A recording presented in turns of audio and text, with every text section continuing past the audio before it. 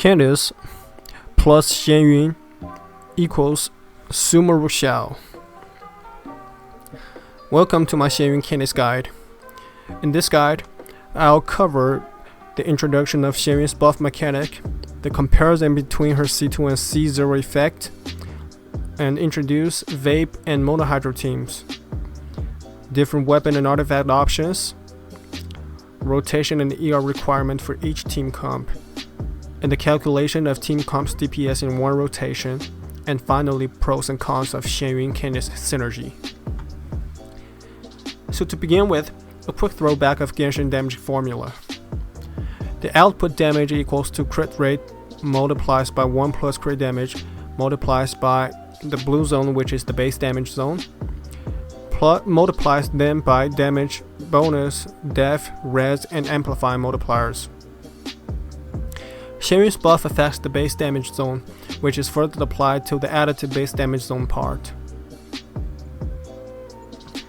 According to her fourth ascension passive, we can see that this buff is equal to 200% of Xianyun's attack, applied on the plunging attack, and the maximum value of this buff is 9,000, which means that the spontaneous attack of Xianyun is recommended maximum to be at 4k5. For example, if Candace rolled a base attack is 1.7k and her high plunge multiplier is 315% and Xianyun's attack is 3.5k, then the base damage zone is calculated by the following formula, which gives 12k355.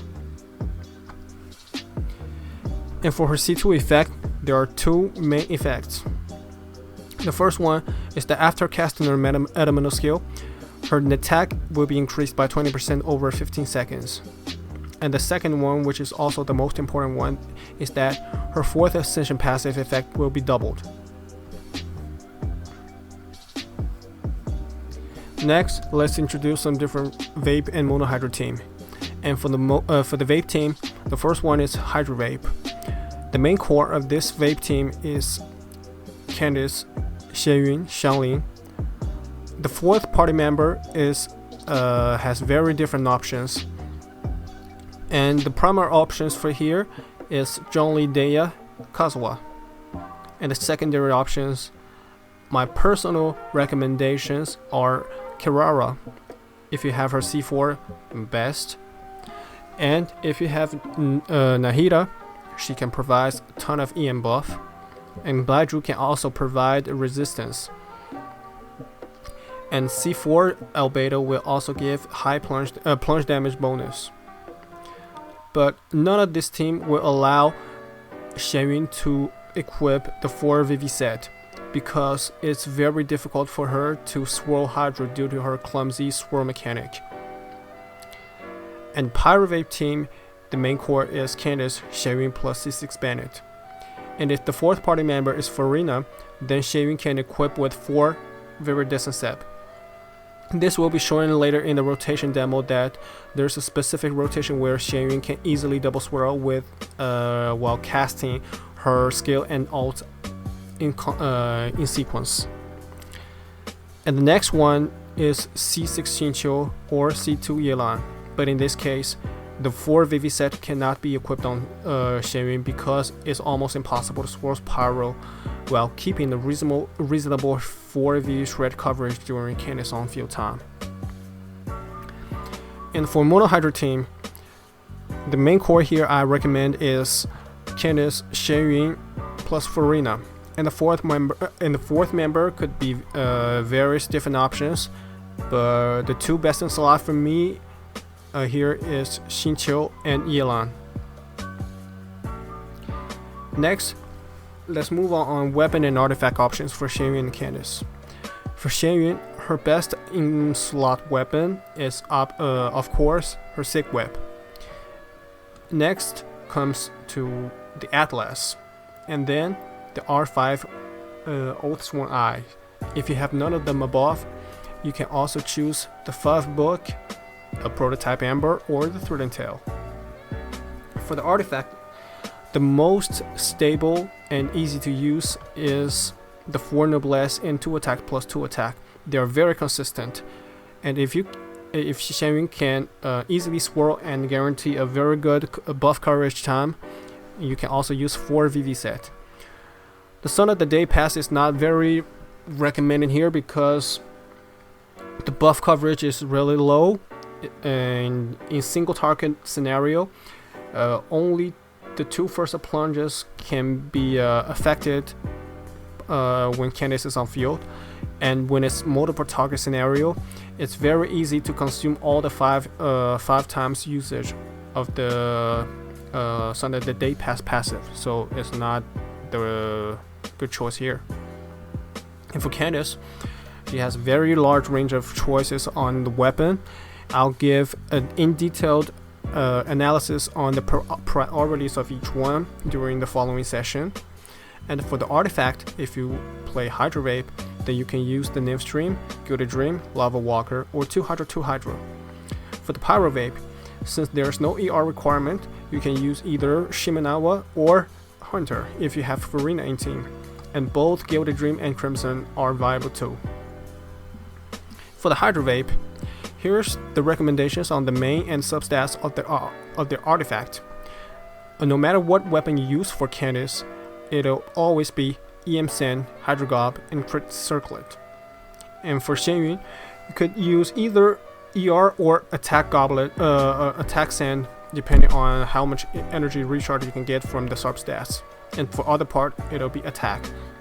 And for Zhongli, it'll be 3 HP because his main role here is to provide the shield. And for Kazuha, you can either choose 3 EM or EM. And for the substats, you can take a screenshot and look into the detail. For Candace's weapon priority test, here's the team configurations I've used. For Candace, 4 Nymph Stream set, EM Hydra Crit, Xianyun 2 attack, ER attack at C0. 4 Tenacity on Zhongli and 4 Viridescent on Kazuha with 900 EM raw EM. Here are some other specifications on the party members. I'll leave you to take a look on these different specifications. Based on these standards above, when we use C0 R0 Xianyun plus Zhongli, the best in slot choice is the R1 Scarlet Sand. Then comes the R5 Battle of Fjord. However, when we use C2 R0 Xianyun plus Zhongli, the Battle of Fjord at R5 is better than R1 Scarlet Sand, mainly because the C2 Xianyun provides way too many attack, which is the same as the EM2 attack passive of Scarlet Sand. Same here if you use C2 R0 Xianyun plus C0 Kazuha. R5 Battle of Fjord is also the best. But if you use C2 Kazuha, things become a little bit different because the Scarlet Sand has EM2 attack bonus, so the C2 Kazuha will provide 200 EM. In this case, R1 Scarlet Sand will be better than R5 Battle of Fjord, but the difference is not that much, so it all depends what kind of weapon you have in your box, and make your own decision. And for the artifact set damage expectation test, here are 2 main different cases. One is Candace use Scarlet Sand, and the other one is R5 Battle of Fjord. When Candace use R1 Scarlet Sand, no matter how much constellations you get on Xianyun and Kazuha, the full Gilded Dream is always the best. Then comes the Nymph Stream. However, when you switch on R5 Battle of Fjord, then Nymph Stream is better. For the 3 other options, you can choose whichever you want. All depends on how much and how good your substat is. For Pyro Vape, same as before, the recommendations on main stats and substats. The only difference is that Candace will use Pyro Goblet, and Xianyun will use the 4 VV set. And for Farina, the best in slot is the Golden Troop, and Bennett is the Noblesse. For weapon and artifacts, it'll be a little bit different from earlier in Hydro Vape team because there are some different artifacts with specific 4-piece set passive that need to be discussed. First is the Crimson. The 4-piece set that use elemental skill increase the 2-piece set bonus by 15% of its starting value for 10 seconds, max 3 stacks. However, these stacks won't be refreshed after it ends, which means that even if your Candace can casting her elemental skill without any interval between each other, you'll still have 2 stacks at maximum. So in this case, furthermore, the in-game test has shown that post-casting Candace's elemental skill during the rotation with Farina will lead to the failure of Pyro Swell. So in the following calculations, I only count 1 stack bonus for the Crimson Witch. Now let's look into the Scartisan passive. The Scartisan passive has the EM to attack bonus after casting an elemental skill, and also max 3 stacks. But this bonus is refreshable, which means that as long as you can cast your next elemental skill within the 10 seconds cooldown, you can transfer the previous stack bonus next to the other one, next to the next one. By the time you cast your third elemental skill, by respecting the 10 seconds cooldown, you will have by the following time that 3 stacks at maximum all the time. That is the difference between refreshable and unrefreshable. Now let's look into the Shimenawa set bonus. This effect cannot be triggered again during the 10 seconds cooldown duration. This is in conflict with the Scartisan, which means with Scartisan and Shimenawa set, only 1 stack of Scartisan passive is possible. So based on this rule, when we compare different weapons with Shimenawa set, we can still have the R1 Scartisan at the best in slot, at C0R1 Xianyun plus C0 Farina, but also for other constellation combos. But here, when we have C2 Xianyun, like the previous one, since the attack bonus by Xianyun is way too much, so the EM to attack bonus from SSS is way less important, which makes the R5 Battlefield surpass the R1 SSS. So in my opinion here, the best in slot weapon in terms of value for money is the Battlefield at R5. But the downside is that you have to buy the battle pass for like over 6 months. It's all up to you to make your choice. And for the artifact comparison is a little bit different than previously, because for each artifact set there's a best in slot weapon.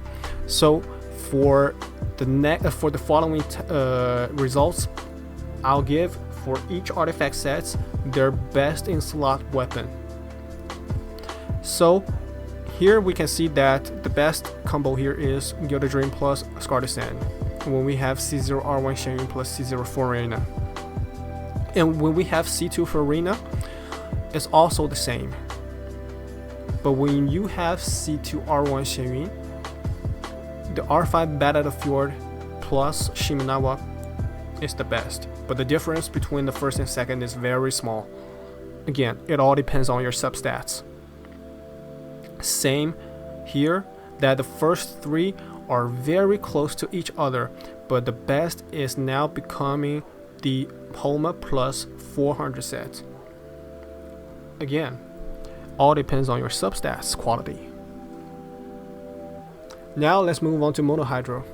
I don't want to make too many content on this team because the rotation of Monohydro is way too flexible, and I'll only give 3 different combos of weapon and artifact sets. So here the first one is Homa plus Nymph Stream, second deathmatch name stream, and the third one is Homa plus 100 set. From high to low is their damage will increase gradually. And one specification here is that when you use C2 R1 Xianyun plus C2 Farina with 100 set, the Hydro Goblet is still better than the Attack Goblet. Now let's move on to the rotation and ER requirement for each team. The first one is Hydro team with Kazuha.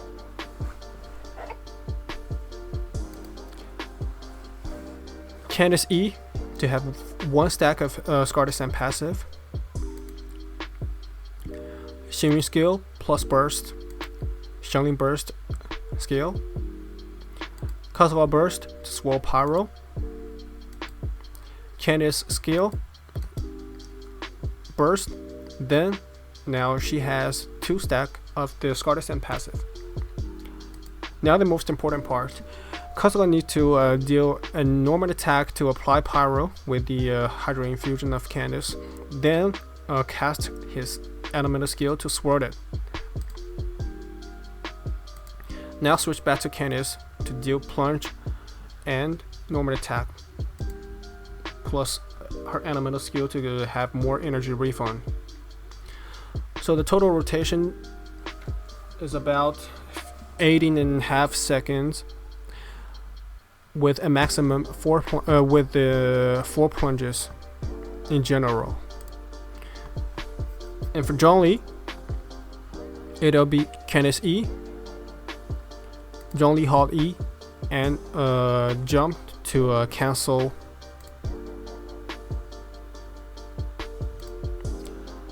Xianyun skill burst, Xianyun burst skill, Candace skill burst to have second passive of the Scartisan, and same as before, plunge normal attack elemental skill to have energy refund.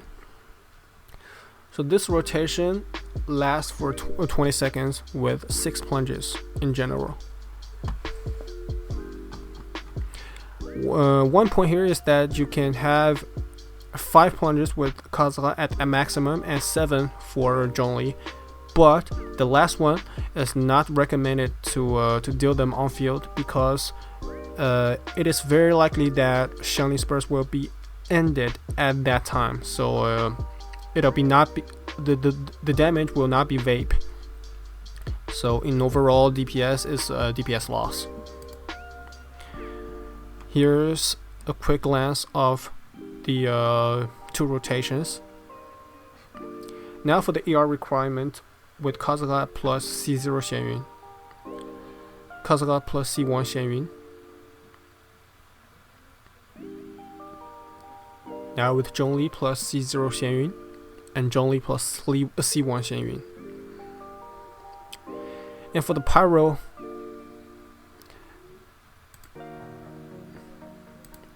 Candace E, Farina skill burst. Now the most important part. Bennett will use skill plus burst to cancel the Hydro application, and with Q, his burst will reapply pyro. But immediately after this, Farina's pet will reapply Hydro to cancel the pyro application. So here, Bennett needs to deal 1 more normal attack to reapply pyro. And now switch back to Xianyun. Her skill will swirl pyro. And just after this, Farina will reapply Hydro and Xianyun's burst will swirl Hydro. This is where Xianyun will easily to deal a double swirl. And switch back to Candace to deal E skill, plunge, and normal attack sequence.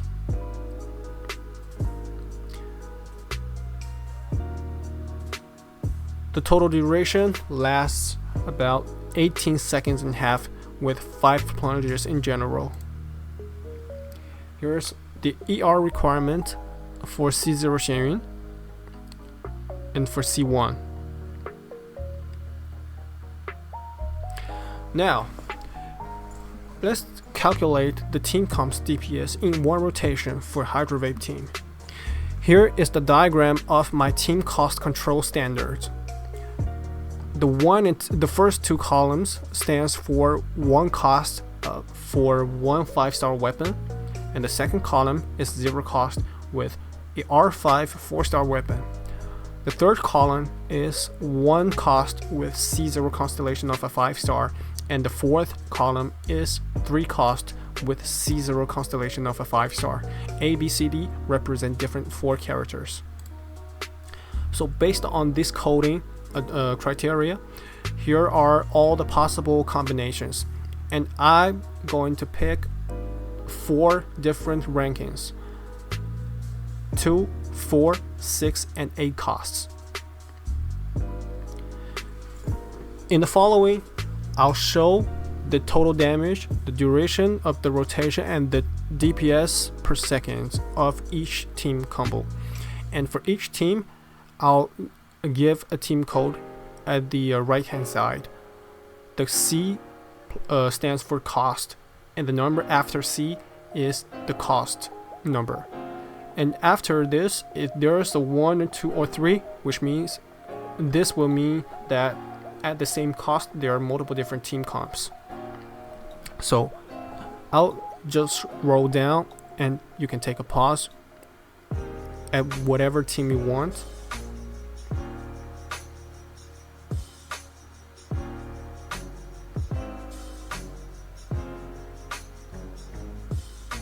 So if we represent all the results in one diagram, then we can see that the DPS of the team is proportional to the cost. But at the same cost, different teams has various different DPS. When we listed all the results graphically from high to low, we can see that for the 5 highest DPS team, we have all of them C2 Xianyun and her R1 weapon. So this means that if you want to maximize your team damage and you want to think about how to distribute your cost, then C2 Xianyun is the first one to go. Then you can choose either her R1 Sig Web or the constellation of Kazuha. Here I didn't show the Scarlet because the difference between R1 Scarlet and R5 Battle of the Fjord is very, very low.